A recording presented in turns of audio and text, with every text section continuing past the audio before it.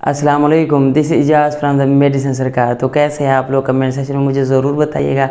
और आज की वीडियो में मैं जिस मेडिसिन के बारे में बात करने वाला हूं उस मेडिसिन का नाम है ट्रामाल या ट्रामाल एस आर एक ब्रांड नेम है।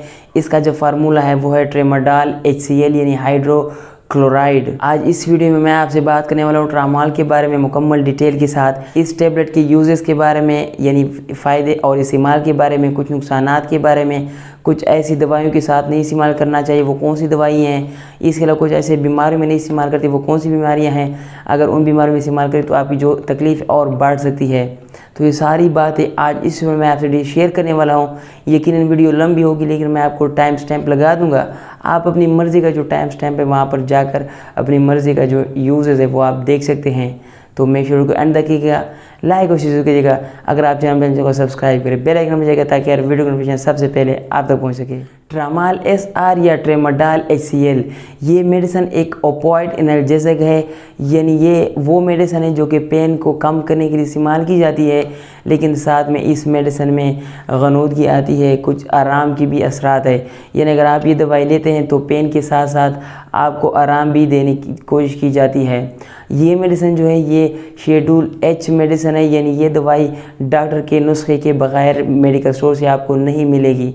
तो डॉक्टर के प्रिस्क्रिप्शन के साथ ही ये मेडिसिन आपको देखने को मिल जाएगी। सबसे पहले इस मेडिसिन के इंडिकेशन की बात की तो ये जो मेडिसिन है ये पेन में इस्तेमाल की जाती है। अगर यहाँ पर मैं आपको बता दूं कि हर तरह के पेन में इस्तेमाल की जाती है तो मैं गलत नहीं हूँ।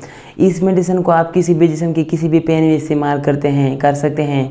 यहाँ पर इस मेडिसिन को जोड़ों के दर्द में यानी आर्थराइटिस जिन मरीज़ों को होता है, जोड़ों की जो बीमारी होती है उनमें इस्तेमाल कर सकते हैं। जिस्म का जो दर्द है वहाँ पर इस्तेमाल कर सकते हैं, और यहाँ पर बहुत ज़्यादा जो शदीद दर्द होता है उसमें इस्तेमाल कर सकते हैं। जो न्यूरोपैथी पेन होता है, जो हाथों में जो दर्द होता है, नर्व पेन होता है, हड्डियों वाला पेन नहीं, उसमें भी आप इस्तेमाल कर सकते हैं। अगर किसी मरीज़ के सर में बहुत ज़्यादा शदीद दर्द है तो ये मेडिसिन उनके लिए भी इस्तेमाल की जा सकती है और उनका जो सर दर्द है वो कंट्रोल हो जाएगा। यहाँ पर इस मेडिसिन को जिस्म के किसी भी दर्द में इस्तेमाल कर सकते हैं। अगर कोई बंदा एक्सीडेंट कर जाए, RTA जो रोड ट्रैफिक एक्सीडेंट होता है उसमें भी अगर उसके जिस्म में किसी भी जगह पर शदीद दर्द है तब भी इस मेडिसिन को आप दे सकते हैं और उस दर्द को इस मेडिसिन से कंट्रोल किया जा सकता है। यहाँ पर मैं आपको एक चीज़ बता दूँ कि ये मेडिसिन उन दर्द में इस्तेमाल नहीं की जा सकती जो पेट में दर्द होता है या दिल में दर्द होता है, किसी भी यहाँ पर दर्द होता है जो यहाँ पर निज़ाम के किसी भी हिस्से में दर्द है वहाँ पर इस्तेमाल नहीं की जा सकती। लेकिन अगर यहाँ पर गुर्दों में दर्द है, जो राइट साइड या लेफ़्ट साइड में यहाँ पर दर्द हो, शदीद दर्द हो, तब भी इस मेडिसिन को आप इस्तेमाल कर सकते हैं। इंशाल्लाह काफ़ी ज़्यादा बहुत जल्द आपको आराम आएगा। या आप किसी बंदे को भी देंगे अगर उन्हें किसी भी जगह जिस्म में पेन है तो ये पेन को काफ़ी जल्द कंट्रोल कर लेता है। तो ये तो बात हो गई इस मेडिसिन के इंडिकेशन के बारे में या यूज़ के बारे में या फ़ायदों के बारे में। अब बात करते हैं इस मेडिसिन के कुछ साइड इफ़ेक्ट्स के बारे में, नुकसानात के बारे में या कुछ बुरे असरात के बारे में।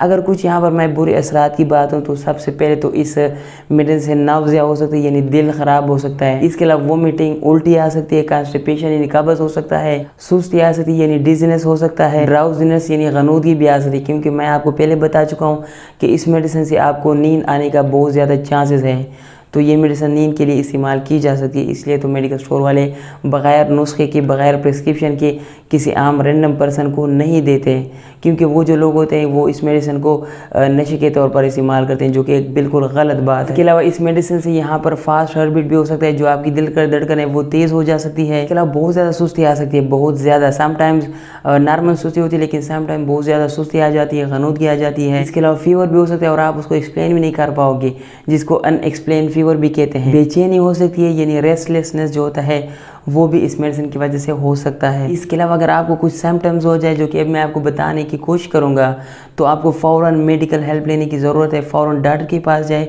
बिल्कुल भी आपने देर नहीं करनी है। अगर आपकी जिस्म पर रेशेज़ आ जाए, दाने आ जाए, सुर सुर के दाने होते हैं वो आपकी जिस्म पर आ जाए, तब आपको डॉक्टर के पास जाना चाहिए। ख़ारिश करे या कुछ सूज जाए, आपका जो गला है या ज़बान या चेहरा ये जगह स्पेशली अगर सूज जाए या वहाँ पर दाने निकल आ जाए या ख़ारिश करे, तब आपको फ़ौरन डॉक्टर से रजू करना चाहिए। या इसके अलावा अगर आपको सांस लेने में तकलीफ़ आ रही है तब भी डॉक्टर से रजू करें। या आपको बहुत ज़्यादा सुस्ती आ रही है, बिल्कुल आप उठ नहीं पा रहे हैं, आपकी जिस्म में जान नहीं है, तो इन 3-4 कंडीशन में आपको डॉक्टर से फ़ौरन रजू करना चाहिए। तो ये कुछ साइड इफ़ेक्ट्स हैं जो कि इस मेडिसिन के खाने से हो सकते हैं। आप ज़रूरी नहीं कि तमाम साइड इफ़ेक्ट्स आपको हो सकते हैं, तो कभी कभार कोई एक ना एक साइड इफ़ेक्ट्स आपको हो सकता है, तो इसके लिए आपको पहले से ही तैयार रहना होगा। अब बात करते हैं इस मेडिसिन के कुछ प्रिकॉशंस के बारे में। कुछ ऐसी एहतियात करनी चाहिए इस मेडिसिन से पहले, जो कि मैं आपको बताने जा रहा हूँ। अगर तो आप इस मेडिसिन से एलर्जिक है, पहले आपको एलर्जी हुई है, तो इस मेडिसिन को आप लेने से बिल्कुल गुरेज करें, या आप अपने डॉक्टर को ज़रूर बताइए इस अपने प्रीवियस कंडीशन के बारे में। इसके अलावा अगर आपको दिमागी मसाइल है, ब्रेन डिसऑर्डर है, जैसे कि आपको हेड इंजरी हुई यानी एक्सीडेंट हुआ है, तो आपके दिमाग को कोई चोट पहुंचा हो, या इसके अलावा कोई ट्यूमर हो, या आपको झटके आते रहते हैं समटाइम्स, जो झटके होते हैं, जो सीजर्स होते हैं, तो इन कंडीशन में आपको डॉक्टर से बताना चाहिए कि मुझे ये मसाइल है, क्या मुझे ये मेडिसिन लेना चाहिए या नहीं लेना चाहिए। और इसके अलावा यहाँ पर अगर आपको सांस लेने की दुश्वारी होती है, सांस लेने की मसाइल है, ब्रीथिंग इश्यूज़ है, तब भी आप कोशिश करें इस मेडिसिन को आप अवॉइड करें। जैसे कि आपको अस्थमा है, या आपको बेख्वाबी आती है यानी नींद कम आती है। इसके अलावा यहाँ पर अगर आपको चेस्ट इन्फेक्शन है यानी क्रॉनिक पल्मोनरी ऑब्स्ट्रक्टिव डिजीज़ है, जो फेफड़ों की एक बीमारी है, अगर वो आपको है, तब भी इस मेडिसिन के साथ आपने बहुत एहतियात करनी है। गुर्दों के अगर आपको मसाइल है, या लीवर की मसाइल है, या कोई मेंटल या मूड डिसऑर्डर्स प्रॉब्लम है, तो आपको तब भी इस मेडिसिन को लेने से गुरेज करना चाहिए। जैसे कि कन्फ्यूजन होता है, या डिप्रेशन होता है, या सुसाइडल थाट्स आते हैं, खुदकुशी के ख्यालात आते हैं, तो उस कंडीशन में इस मेडिसिन को आप आई थिंक ना लें। इसके अलावा अगर आपका छोटे पेशाब में मसाइल आते रहते हैं, जैसे कि अगर आपका प्रोस्टेट जो वो बड़ा हो चुका है, इसके अलावा गॉल ब्लैडर की डिजीज़ है, या पेंक्रियाज की डिजीज़ है, आपको पेंक्रियाटाइटिस या ओबेसिटी है, अगर आपको मोटापा है, तब भी आई थिंक इस मेडिसिन को आप लेने से गुरेज कीजिएगा। इसके अलावा अगर प्रेगनेंसी की बात की है, तो इस मेडिसिन को बिल्कुल बहुत ज़्यादा एहतियात के साथ इस्तेमाल करें।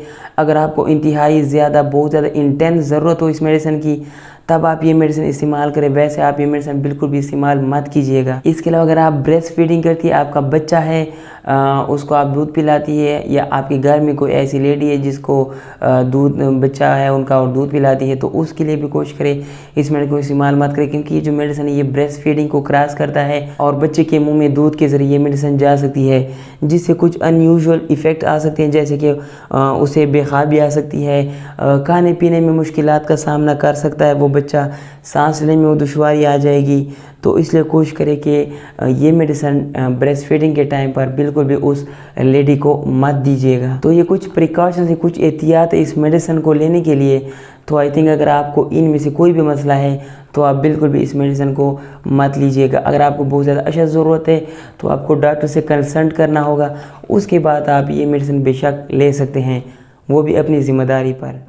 अब बात करते हैं कुछ ड्रग इंटरेक्शन के बारे में। ड्रग इंटरेक्शन से मुराद है कि कुछ ऐसी अद्वियात एक दूसरे से इंटरेक्ट करती है जिसका डायरेक्ट नुकसान आपका जिस्म उठाता है। फॉर एग्ज़ाम्पल, दो मेडिसिन, एक है ट्रामाडोल, एक है कोई पैरास्टामोल, दोनों जब आप एक साथ खाएंगे तो ये दोनों जकड़ लेंगे, और इसका जो नुकसान है आपका जिस्म को खमियाजा भुगतना पड़ेगा। तो कोशिश करिए ट्रामाडोल के साथ ऐसी मेडिसिन जो कि अभी आपको मैं बताने जा रहा हूँ, वो आप इस मेडिसिन के साथ मत लीजिएगा। कुछ मेडिसिन है MAO इनहिबिटर्स लाइक आइसोकार्बोक्साइड, लेंजोलाइड, मेथाइलिन, इसके अलावा मेकोलोबामाइड, फेनल्जाइन, प्रोकार्बाजिन, रसाजिलिन, सफिनामाइड, ट्रेनाइलसिप्रोमाइन। तो ये कुछ मेडिसिन है जो कि आपको इस मेडिसिन के साथ मत इस्तेमाल कीजिएगा। इसके अलावा कुछ एंटी डिप्रेसेंट मेडिसिन है जिसको आप नहीं इस्तेमाल करें तो ज़्यादा बेहतर है, जैसे कि फ्लोक्सेटिन, पेरोक्सेटिन, SNRIs, जैसे कि ड्यूलोक्सेटिन, और इसके अलावा वेनलाफेक्सिन। ये कुछ ऐसे मेडिसिन के साथ है जिसके साथ आप जो ट्रामाडोल है वो मत इस्तेमाल करें। इसके अलावा कुछ और मेडिसिन जैसे कि quinidine, azole, antifungal medicine like itraconazole, HIV drugs like ritonavir, इसके अलावा मैक्रोलाइड में एंटीबायोटिक की बात कर रहा हूँ, एरिथ्रोमाइसिन। इसके अलावा कुछ मेडिसिन है रिफापिन, और इसके अलावा सीजर्स की मेडिसिन है जैसे कि कार्बोमाजेपाइन। ये वो मेडिसिन है जिसको आप मत इस्तेमाल करें, बहुत ज़्यादा सीवियर साइड इफ़ेक्ट्स हो सकते हैं, फिर आप अपने सेहत के खुद ही ज़िम्मेदार होंगे। इसके अलावा कुछ यहाँ पर खांसी वाली मेडिसिन है जैसे कि कोडीन, हाइड्रोकोडोन, अल्कोहल, मेराजोना। इसके अलावा जो ख्वाब वाले नींद आने वाली कुछ दवाइयाँ हैं जो कि एंजाइटी के लिए इस्तेमाल की जा सकती है, जैसे अल्प्राजोलाम, लोराजेपाम, जोलपाइडिम। इसके अलावा कुछ मसल रिलैक्सेंट है जो कि आपको जो पट्टे हैं उनकी रिलैक्सेशन के लिए कुछ मेडिसिन इस्तेमाल की जाती है, जैसे कि एरिस्प्रोडोल, साइक्लोबेंजाप्राइन। इसके अलावा कुछ एलर्जी और कोल्ड के लिए जो प्रोडक्ट यूज़ होते हैं, मेडिसिन यूज़ होते हैं, वो भी कोशिश करिए इसके साथ मत लीजिएगा। अगर तो आप लेते हैं तो आप डॉक्टर से रुजू करके इन मेडिसिन को आप इस्तेमाल कर सकते हैं। ये नहीं कि बिल्कुल मना है, लेकिन डॉक्टर के साथ रुजू करें, वो आपको जो डोज एडजस्टमेंट है वो बता देगा, उस हिसाब से आप इन मेडिसिन को इस्तेमाल कर सकते हैं अगर आपको शदीद ज़रूरत हो तो। अगर यहाँ पर कुछ डोज की बात करूँ या मिकदार की बात करूँ तो कि आपने ये मेडिसिन कितने टाइम दिन में कितने दिन इस्तेमाल करनी है, तो ये जो मेडिसिन ये हस्बे ज़रूरत है। आप मैक्सिमम इस मेडिसिन को 4 दफ़ा 24 घंटे में ले सकते हैं, खा सकते हैं। 100 मिलीग्राम, यानी 100 मिलीग्राम आप सुबह, दोपहर या शाम तक ले सकते हैं, यानी 4 दफ़ा। तो अगर आपको दर्द जितना ज़्यादा होगा आप उस हिसाब से ले सकते हैं। दिनों की बात करूँ तो इस मेडिसिन को आप ये नहीं कि रेगुलर बेस पे आप लोग 5 दिन 8 दिन, इस तरह नहीं है। जब तक आपका पेन रहेगा तब तक आप इस मेडिसिन को इस्तेमाल कर सकते हैं। जैसे आपका पेन कंट्रोल हो जाए आप इस मेडिसिन को छोड़ दीजिएगा। तो ये कुछ डिटेल थी, कुछ इन्फॉर्मेशन थी, कुछ मालूमात थी इस वीडियो के बारे में। आई नो कि इस वीडियो की जो ड्यूरेशन है, जो लंबाई है, वीडियो काफ़ी ज़्यादा लंबी हो चुकी है, लेकिन यकीन माने कि मेरी एक आदत है, मैं बार बार बोलना नहीं चाहता, लेकिन मैं मुकम्मल डिटेल के साथ वीडियो बनाता हूँ। तो अगर आपको कोई मसला है तो मैंने ऑलरेडी टाइम स्टैम्प दिया है, आप डेफिनेटली उन टाइम स्टैम्प पर जाकर वीडियो देख सकते हैं। तो इसके लिए एक लाइक ज़रूर बनता है, क्योंकि इतनी मेहनत करते, इतनी ख्वारी करते हैं आप लोगों की आसानी के लिए। मुझे उम्मीद है आपको वीडियो पसंद आई होगी। अगर आपको पसंद आए तो प्लीज़ वीडियो को लाइक करें, शेयर करें और सब्सक्राइब कीजिएगा। कोई भी आपका सवाल कमेंट में पूछने चला, मैं आपको इंस्टा बताने की कोशिश करूँगा। अपना ख्याल रखिएगा। दिया साइन, अल्लाह हाफिज़।